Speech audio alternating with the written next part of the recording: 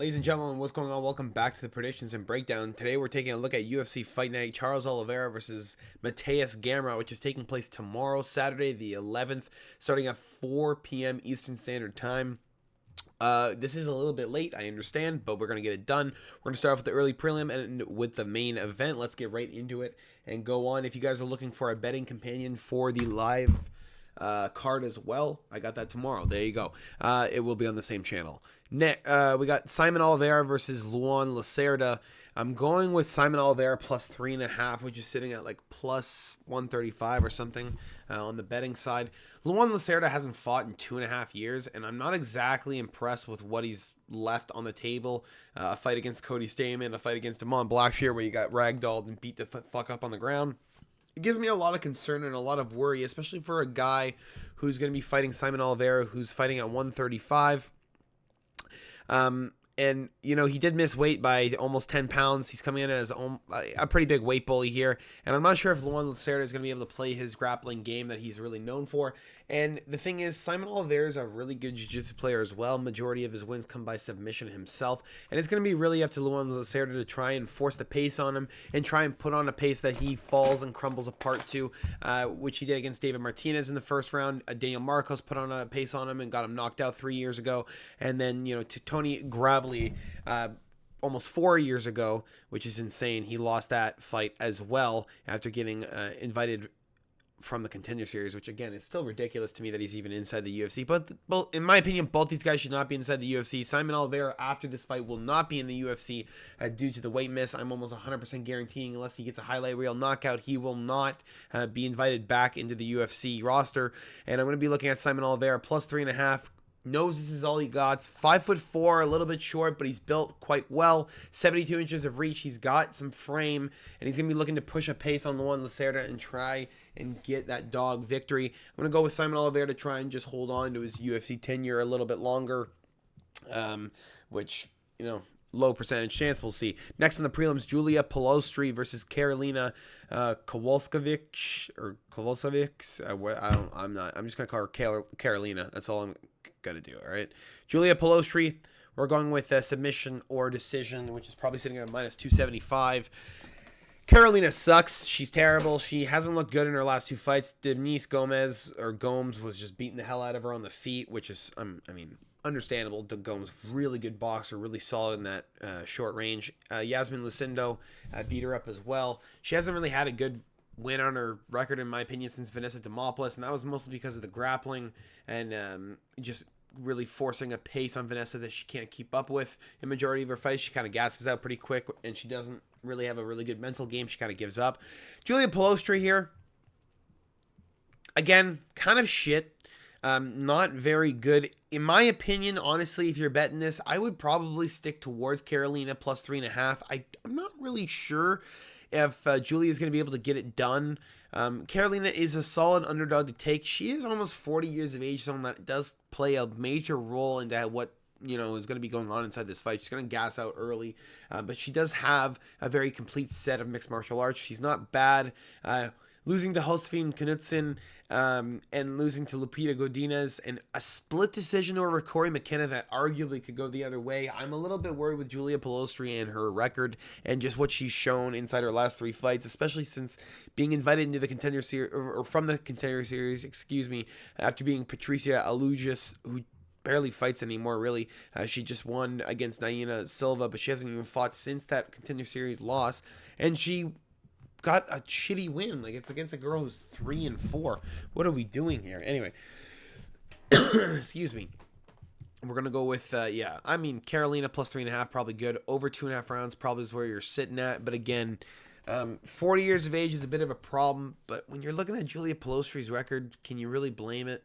I mean, I can say right now the oddsmakers got this one wrong with minus 600. I'm gonna go with Karolina Karolina plus 3.5. Next on the prelims, Lucas Rocha versus Stuart Nicole. Now, I was very, very high on Lucas Rocha going into that Clayton Carpenter fight. I really felt like after that Davey Bittencourt fight that he was going to have a bit more to his mix-up game. He was going to be a little bit more complete, and it seemed as though his ground game is almost non-existent, and that's a fucking problem when you're fighting Stuart Nicole, because Nicole is so down to just be on top of you and beat the hell out of you for 3 rounds. And I think Stuart Nicole here is going to be forcing a lot of aggressive pressure against Lucas Hosha, and if Hosha cannot back up and get out of that range, he's going to gas out quite quickly, and he gassed out pretty quick against Clayton Carpenter. It only took 1 full round of grappling for him to look like ass inside that second round. Stuart Nicole looked pretty good inside beatdown. Coming out of Australia, he's got a decent camp. A lot of these guys out of Australia have been really, really good. Quillian Salkeld, a couple other guys that I can't even think off the top of my head, but they're still getting good finishes, looking solid. Jack Della Maddalena, the new champ. And now you have Stewart, who kind of looked like ass against Jesus, which is understandably got caught in a guillotine, put out. Lucas Hosha looked like ass against Clayton Carpenter. Both of these guys trying to get into the UFC with something of value and something of highlight. I'm going to go with Stuart Nicole. I think he is a little bit more on the feet. I think Lucas Hosha really gets backed up a lot, and I think Stuart Nicole is very patient. I don't think he's going to rush anything in the striking, and I think if it really needs to come down to it, the takedowns are there. They're wide open, and Lucas Hosha doesn't really have a whole lot of mix-up capabilities. The guys he's been fighting are absolutely terrible, and they don't really have a whole lot on their plate. I'm going to go with Stuart Nicole to get this one done as an underdog. I think he's a little bit more complete than Lucas, and I think Lucas rushes a lot of things. I think he's a little bit too immature in a lot of these situations. I think he gets into a lot of bad spots. And I think Davey Betancourt inside that first round was working him pretty well. I just got caught with that knee stepping in. Again, we'll see on Saturday night. Now, next on the prelims, Irina Alekseeva versus Beatrice Mesquita. I'm going to go with Irina Alekseeva plus 3.5. I think she can definitely win a round on a girl who's out of American Top Team. She's got 5 fucking fights, and she's a pure grappler. She's fighting Irina Alekseeva, who's literally a grappler. All she does is judo. She's a very, very terrible striker, and she's going to be looking to at least try and force something on Beatrice, which is just not, dude, it's just a problem. Miesha Tate armbar is a fucking issue because Miesha Tate's not even that bad on the ground. I'm a little bit worried here because of the submission threat. I think Alekseeva could get caught, but I think Irina Alekseeva is very, very good inside the grappling exchanges. Do I think her submission grappling is high level? I'm not sure. I think her defense is quite well, but we're going to see on Saturday night. You know what? Am I going to change my pick mid? No, I can't. I just, something's been biting at me about Alekseeva, bro. I don't know why she's a plus 500. I guess she looked like shit against Claudia Segula, but, it is what it is. Going from a minus 300, though, to a fucking plus 500 is absolutely insane. I'm going to give a little bit of love to Irina Alekseeva. In my opinion, you shouldn't bet this fight. It should be a little bit of a skip unless you're just sprinkling on it. But, yeah, I'd go with Irina Alekseeva plus 3.5 for some plus money. And yeah, enjoy the fight that way, at least. I mean, if you're just watching for Beatrice to get a submission, you're not betting that line. There's no way you're putting $500 on that to win 100. Next on the prelims, a little bit of a highlight one. Vitor Petrino versus Thomas Peterson. This should be a knockout in round 1 or 2 for Vitor Petrino. This is literally a setup for Vitor Petrino to come back into the heavyweight division with something big. He has a shitty win over Austin Lane that he looked like ass in, and now he needs to come back with a big knockout against a guy like Thomas Peterson, who couldn't even get put out by Pogues, couldn't get put out by Muhammad Ali Usman, couldn't get put out by Dontel Mays, and now the guy who got put out by Shamil Gaziev is going to get put out by Vitor Petrino, and I believe it is coming for sure. Petrino realistically should not be at this weight class. He looks absolutely fucking horrendous at heavyweight. He looks like some of the worst shit I've ever seen in my life, and I'm not sure why he's choosing to do this at heavyweight. I'm not sure why he's choosing to just gain 50 pounds and say fuck it. But I guess the heavyweight pool is a little bit lackluster. There is nobody really there, and I guess they really do need some heavyweight boys. I guess this is just a free one. Vitor Petrino to win by knockout, and it's not even close. If he gets to a decision with Thomas Peterson, there is something seriously fucking wrong with this world, and there needs to be a study on both these guys because something's just not adding up. We're going to go next on the prelims. Rafael Filo versus Clayton Carpenter. I'm going to go with the pastor, real-life pastor, mind you, Rafael Filo, to get this done over Clayton Carpenter. I think Filo has looked good in grappling exchanges before. Alan Nascimento kind of put a pace on him, but again, high level. Ode Osborne, Daniel Barez, Robert Vera. These are solid fucking wins, and Rafael Filo got invited into the UFC because of his absolute talent and the fact that he has everything that they're looking for. He had a late stoppage in the Contender Series and still ended up getting a contract. I think he has what it takes here. He beat Amir Albazi at ADCC, which is a massive victory if you're looking at grappling credentials. I would rate that higher than anything that Clayton Carpenter has done in his fucking career. And for a guy who got ragdolled by Tayyar Ulanbekov, would Amir Albazi ragdoll Tayyar Ulanbekov? Probably. Would he beat him? Probably. I'm going to go with Rafael Filo here. I think the grappling exchanges is null and void, and I think when it really comes down to it, Rafael Filo is better in the scrambles. I think he's really good with his submission grappling, and I think when it comes down to it, the scrambles will create massive opportunities for Filo to get on top and get in those more advantageous positions. I would say Filo's hands are a lot better than what the fuck Carpenter has to offer with them skinny ass arms. I'm going to go with Rafael Filo to get it done with that 2.5-inch reach advantage, especially as an underdog. Fuck all that. I'm not taking Clayton Carpenter. There's no way you're getting me to put money on that kid. Next, the highlighted prelim of the evening. Now, this usually, if you're before main card or the first fight on the main card, again, I will say this every single time, they are looking for a highlight. They are looking for something to drag people into the main card or something to get people excited about the main card. And this is something that we're looking forward to. Lucas Almeida versus Michael Aswell. Now, I heard rumors, and this is a big red flag for anyone. Again, red flag for anyone betting Lucas Almeida. I was hype on Lucas Almeida this week. He's a plus 135, and I was wondering why he was. Michael Aswell did not look good in his most recent fight against Balaji Oki. Did not look good against Bogdan Grad. He had a late turn on because Grad gassed out, and that's understandable, but he just does not look like UFC material. Now you have Lucas Almeida, who's coming into this fight apparently one-handed. He has a broken hand, and no one has made this public. I looked up everywhere for this, and I could not find it. I heard rumors that he has a broken hand. So if Lucas Almeida comes into this fight looking like ass, that is why I'm going to put a lot of money probably on Michael Aswell after that first round if I see something weird. Lucas Almeida, again, one-handed fighter. I cannot put money or endorse money on a guy that I'm hearing rumors about that. I'm going to go with Michael Aswell to win this fight via knockout.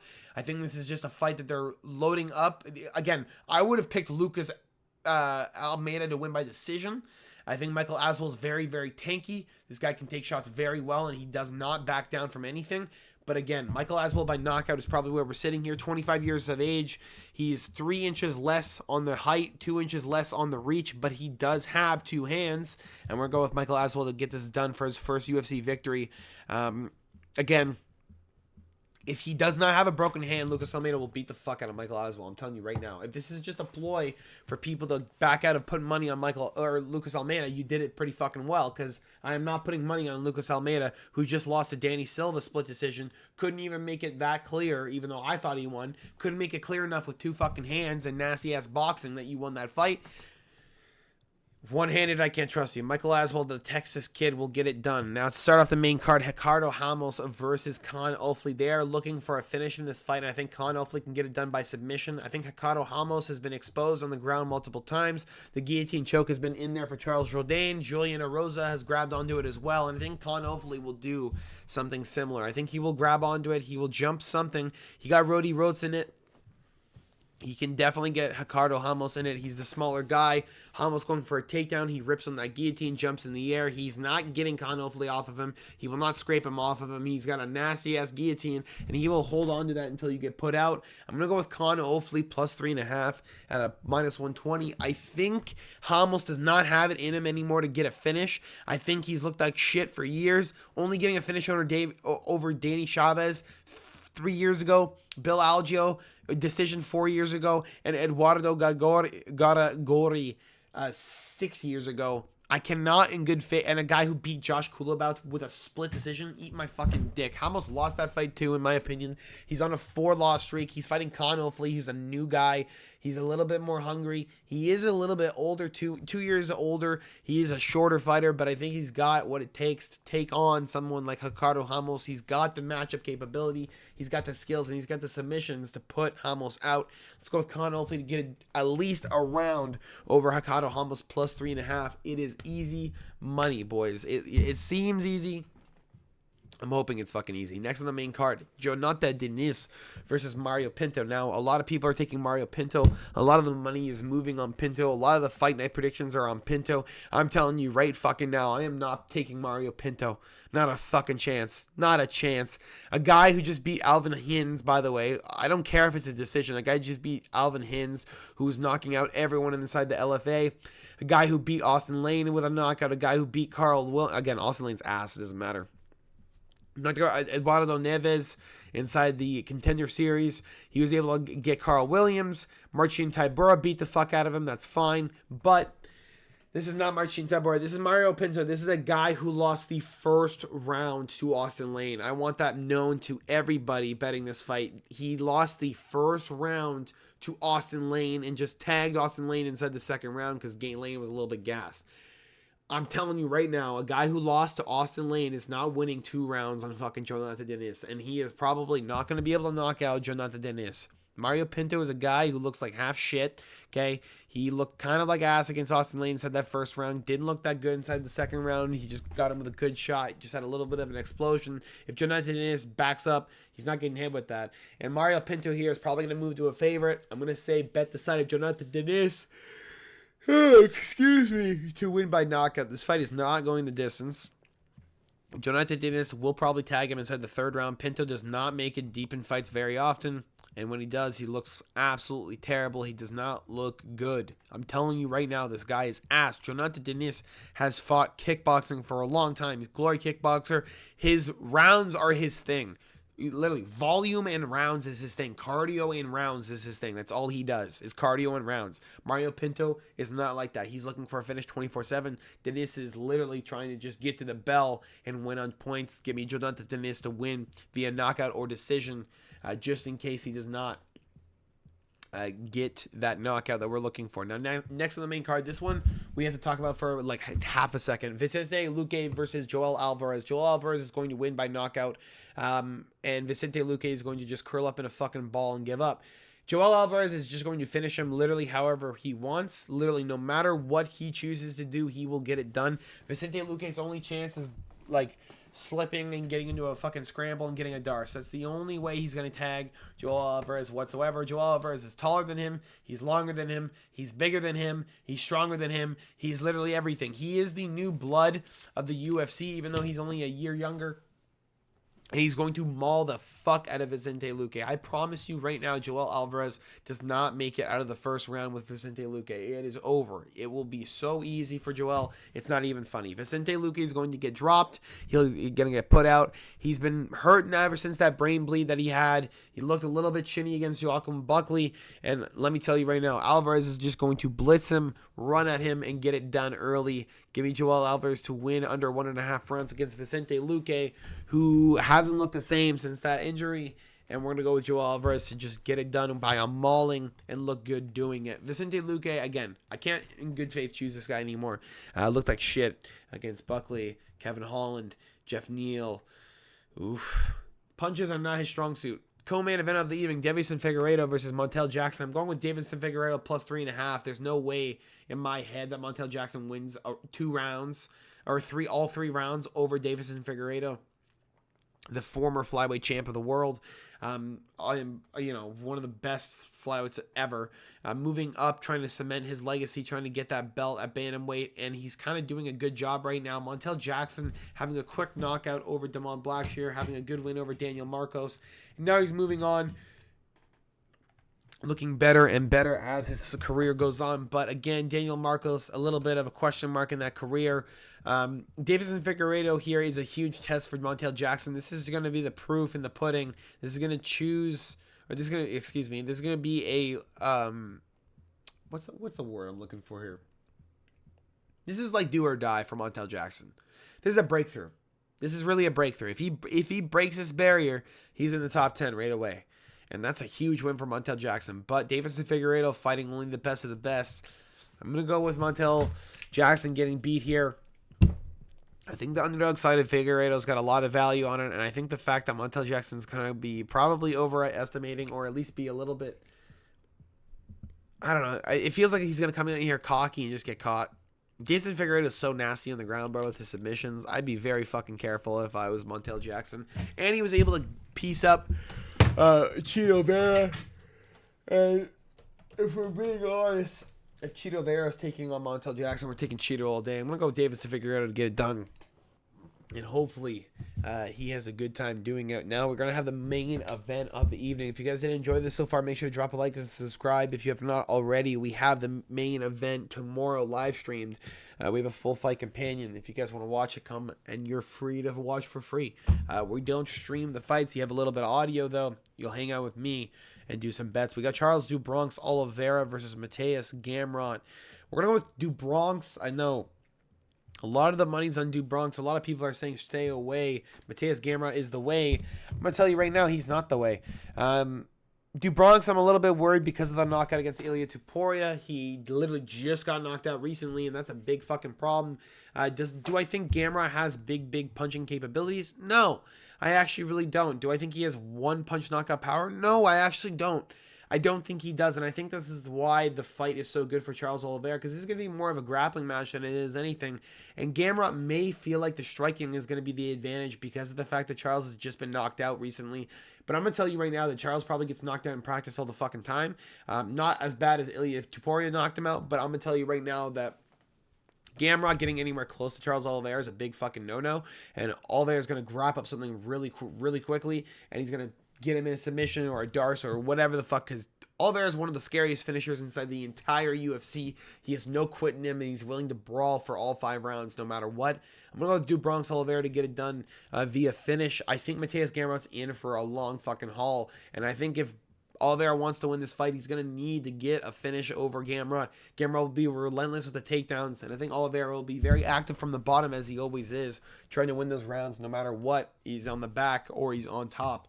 On the stand-up. That's all I got for you guys today. Hope you guys did enjoy. Make sure you drop a like and subscribe. I know I just said that twice. Listen, I gotta say it at least at the end. Fuck, someone's got to do it. And if it ain't somebody, that somebody's me. All right, I'll talk to you guys all later. I'll see you guys probably for the betting talk if I choose to do it tonight. I'm not sure if I will. I'm going to go to the gym and get a little bit of a workout in and see what we're thinking for the betting talk, which is going to be very hard to do because the best bets are going to be fucking impossible with the odds that we're getting given this week. I'll talk to you guys all later. Peace.